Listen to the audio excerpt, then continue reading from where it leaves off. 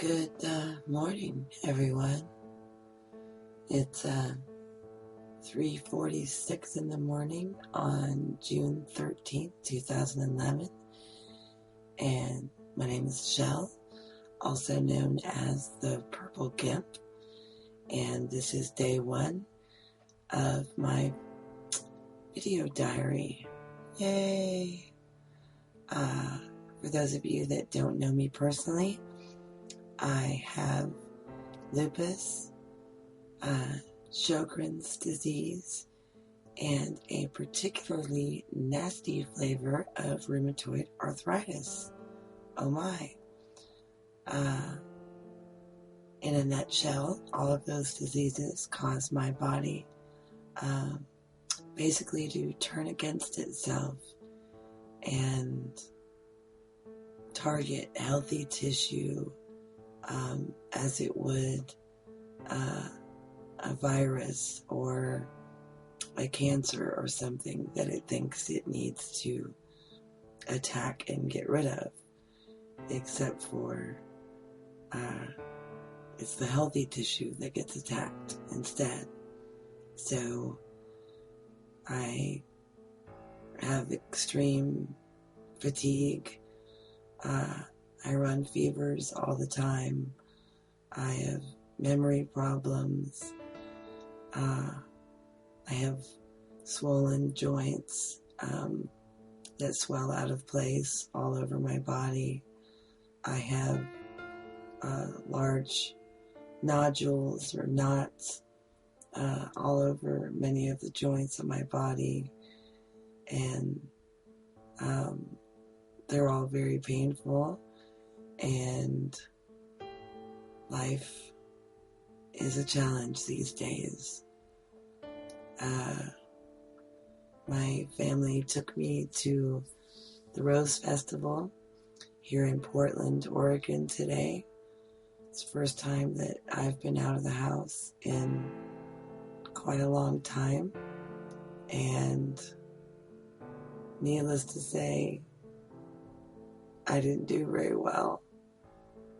At one point, there was a little herd of security guards with their two-way radios all clustered near me. I think that they thought I was drunk because I was sitting at one of those little tables in the rain with my head down, clutching my stomach. And I don't know, I think they thought I was going to hurl everywhere, which I almost did, but not for the reasons that they thought. And before I even got to the Rose Festival today, I took another tumble down the stairs and landed on my hips and smashed into the front door. That was really awesome. My oldest son had company over, so I'm sure I took a few years off that little boy's life. Again, a Kodak moment. I've been recently approved for what's called a biological medication that is supposed to have a shot at least sending my symptoms into remission. It's called Rheumatoid. It's $2,000 a month, and it's given by IV. And because I have a recurrent bone marrow infection in my jaw, because of the bone deterioration I'm experiencing with the Sjogren's disease, I'm not sure if I'm going to be able to take it now. And it's the first, best, and only shot that I've had since I got sick more than 10 years ago with the autoimmune issues. I've been sick for 20 years with the other medical challenges that I face. So yeah, I'm almost 39 years of age, and that's wow, already more than half my life that I've been sick. And lately, I have to tell you, the worst thing about it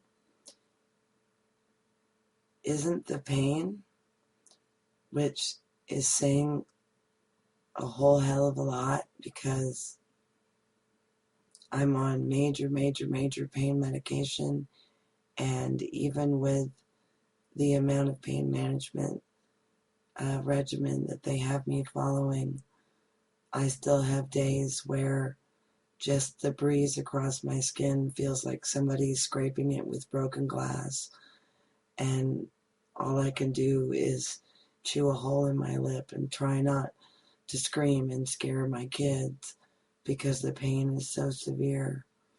So to say that there's something worse than that is a pretty significant statement, and that awful thing is the isolation. I have a newfound respect for goldfish in their little tiny bowls because that's what my life has become like. I'm a goldfish, or, maybe a colorful beta, in a little tiny bowl. And all I can do is swim in a circle and watch life pass me by. And the loneliness, the isolation, it really starts to mess with your head. I understand now why solitary confinement is such a truly effective method of torture, because after enough time by yourself without regular human contact, you start to question your very existence. You start to question everything, and the smallest gestures of human kindness mean the world. To just know that somebody's thinking about you, or that somebody cares, or that somebody even wants to try to understand what it's like.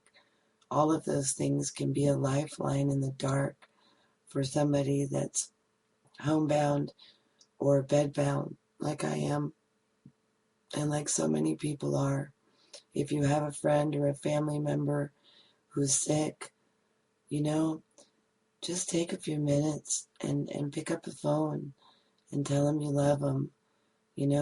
Go by and give them a hug, watch a movie with them, whatever they want to do, read a book, just talk. Just having somebody close by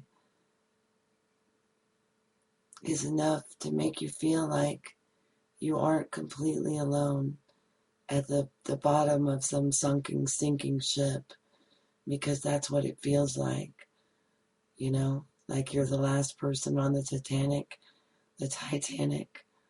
and all the lifeboats have launched, and you're going down slowly, because being ill, you don't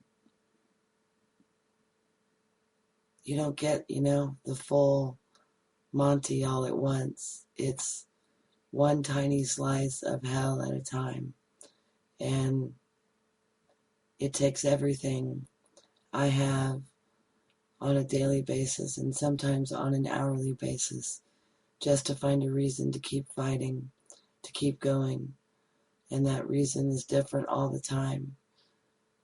And if you're watching this and you're sick too, please know that you're not alone. I understand, and I know how hard it is, and I know that some days it doesn't even seem worth the fight, but we have to believe that it is, and we have to keep going somehow, and we have to know that somewhere out there there's more to life, and that there's a reason for all of this and a purpose for our suffering. So Thanks for being here, and blessed be to all of you from me. Peace out.